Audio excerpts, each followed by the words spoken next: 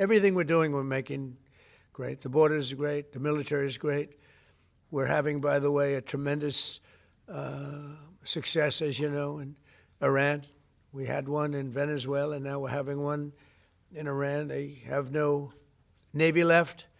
They have no Air Force left. They have no anti-aircraft equipment left, no radar left, no leaders left.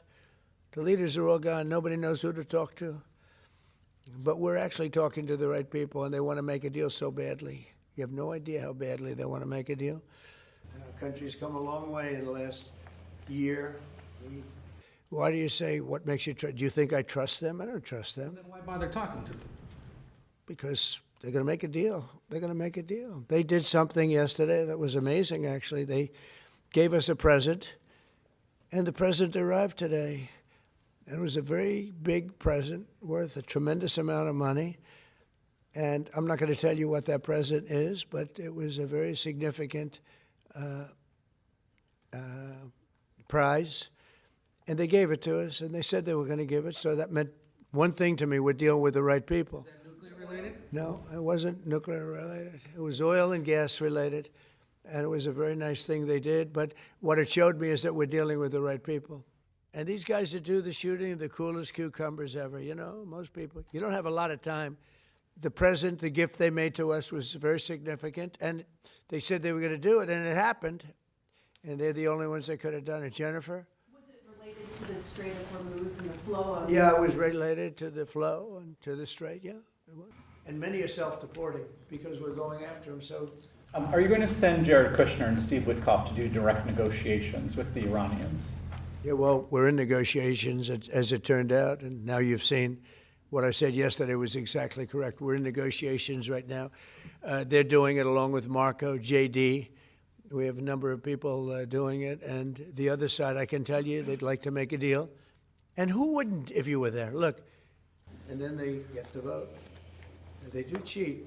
You know, if you read the papers, you think we're tied. You think we're in a tough battle. We are roaming free over Tehran, the city, Tehran, as opposed to Iran. We're roaming free. We can do whatever we want. And as you know, today we were going to have the privilege of shooting down a very big electric generation plant, one of the biggest in the world. And one shot to the right location ends the plant, it collapses. And we held off based on the fact that we're negotiating. Just in the past few days, we've seen the... What do you think was the turning point to make you want to pursue a ceasefire? A few days ago, you said you wanted to continue bombing Iran. Now you want to pursue peace talks. Was there something that happened? The fact that they're talking to us and they're talking sense. And remember, it all starts with they cannot have a nuclear weapon. Just, you know, I said yesterday, they said, what are the top 10? I said, well, number 1, 2, and 3 is they can't have a nuclear weapon.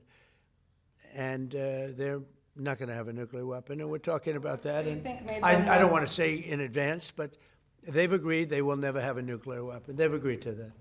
Rough people. Really tough people. We killed all their leadership. And then they met to choose new leaders, and we killed all of them. And now we have a new group, and we can easily do that, but let's see how they turn out. We have really regime change. You know, this is a change in the regime because the leaders are all very different than the ones that we started off with that created all those problems. So this was, I think we can say, Jason, this is regime change, right? I don't care how far away it is. You don't have a lot of time. If we can end this without more lives being down, without knocking out $10 billion electric plants that are brand new and the apple of their eye, I'd like to be able to do that, you know? But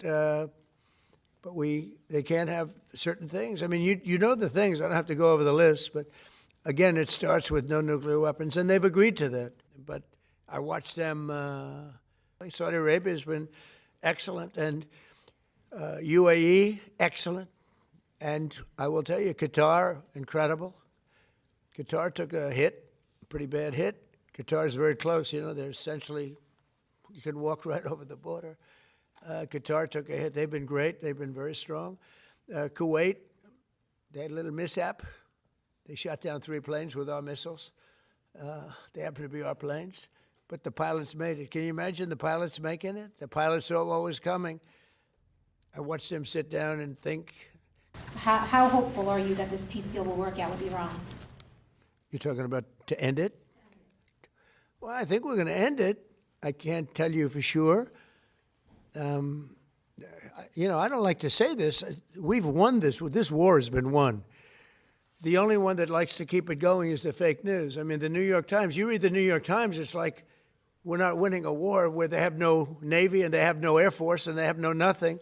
Great students, MITs, a lot of MITs, a lot of guys like this. They're not